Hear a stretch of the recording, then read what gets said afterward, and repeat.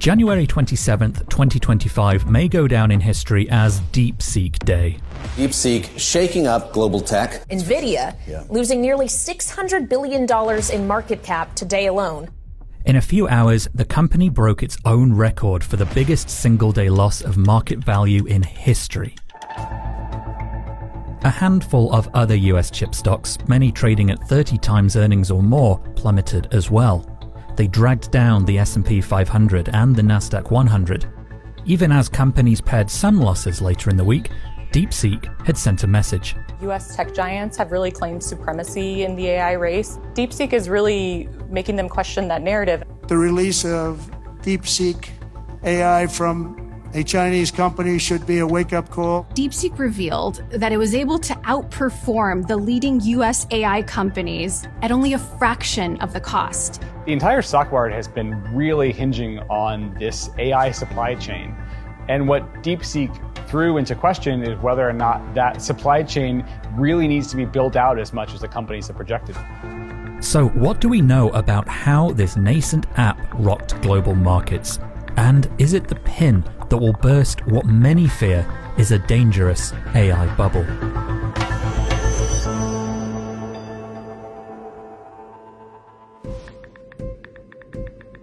DeepSeek makes an app similar to ChatGPT or Claude. It'll write code, answer questions, or script an empathetic breakup text. But it distinguishes itself by articulating its reasoning before responding to a prompt.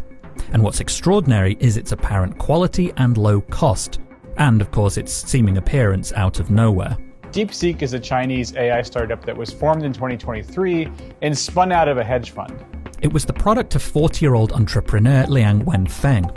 He looks like this, and only this actually, because it's one of the only shots anybody has of him. While Western tech leaders are extraordinarily good at self-promotion, He's kind of stayed out of the spotlight. There's not a great deal known about him. He certainly wasn't a well-known name in Chinese tech. But he's a well-known quantity in finance, especially in China. Seems like he studied electrical engineering and computer vision, which is a very interesting field of AI specifically. So to the AI world, DeepSeek wasn't entirely new, but in November, it released a preview of its R1 model. And later that year, we could see that it was actually performing really well against some benchmarks versus some of the more well-known AI models, including OpenAI's. In fact, it ranks among the top performers on a UC Berkeley affiliated leaderboard called Chatbot Arena. In January, DeepSeek hit the big time when its R1 model was made available in an app. It quickly surged to the top of the App Store and it surpassed OpenAI's ChatGPT.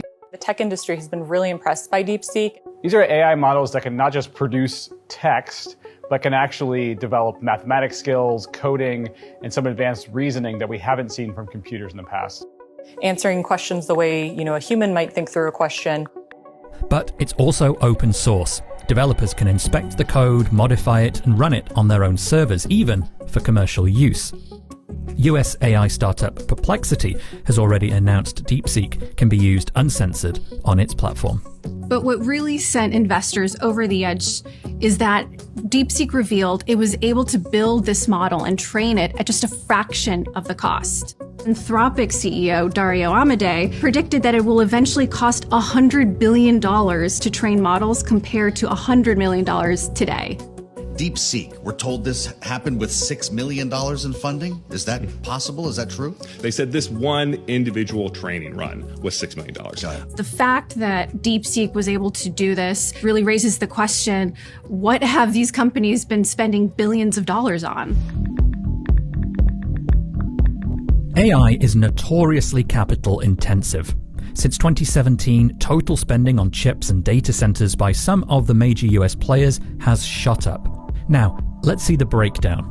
Microsoft, Amazon, Oracle, Google, and Meta, together, they're forecast to spend more than $250 billion on AI infrastructure this year alone. And that's one big reason NVIDIA's investors got spooked.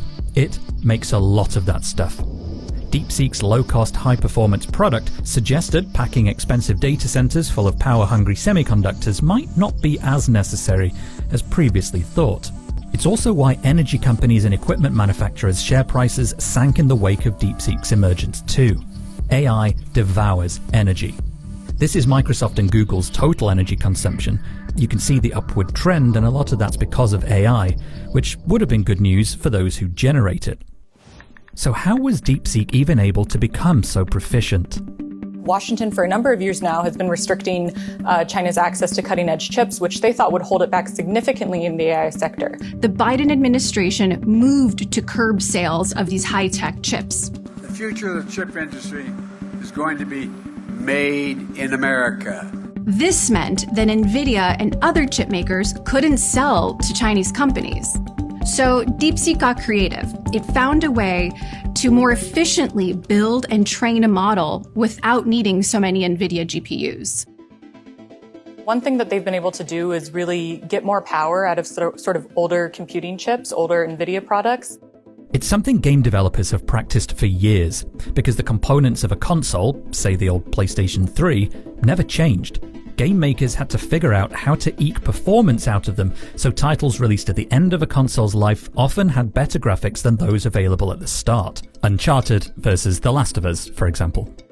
Liang Wenfeng probably knew this. Before the US chip curbs sort of came into play, he started sort of hoarding these NVIDIA older chips, older graphics processing units. It's not the first time a Chinese company managed to innovate underneath US-led sanctions, though. About a year ago, Huawei stunned the tech industry by unveiling a phone that was powered by semiconductors that were more advanced than US officials previously thought possible, especially after they had instituted export controls. This DeepSeek release and this huge reaction that it sparked could raise alarm bells in Washington in a similar way. There are a lot of people now in Silicon Valley trying to decipher how exactly DeepSeek was able to build this model, whether it used technology from other companies, and whether it used more chips than it's let on. DeepSeek hasn't commented on industry speculation, but Microsoft launched an investigation to find out if it's accurate. I don't think there's a clear answer to that yet, but I do think they have shown, in the research that DeepSeek has published, that they have been able to, come up with their own innovations here, and they have been able to really be efficient with the technology that they do have. DeepSeek's focus on efficiency rather than funding meant it could engineer itself into a competitive position, even if it was standing on the shoulders of giants. And despite the risk its achievements are thought by investors to pose, President Trump and American tech bosses have been pretty complimentary of the Chinese startup. Competition is great for the U.S., and DeepSeek is competition, no doubt about it. I'm hearing all of the tech titans speak of it glowingly. To see the DeepSeek new model, it's super impressive. This is a bit of a wake-up call for the AI industry. I think that the US has spent a long time sort of underestimating China. China's tech sector is actually very capable of innovating and creating these very powerful and very advanced products. And I think that Silicon Valley's, presumed lead that they have over China, I don't think they should take that for granted.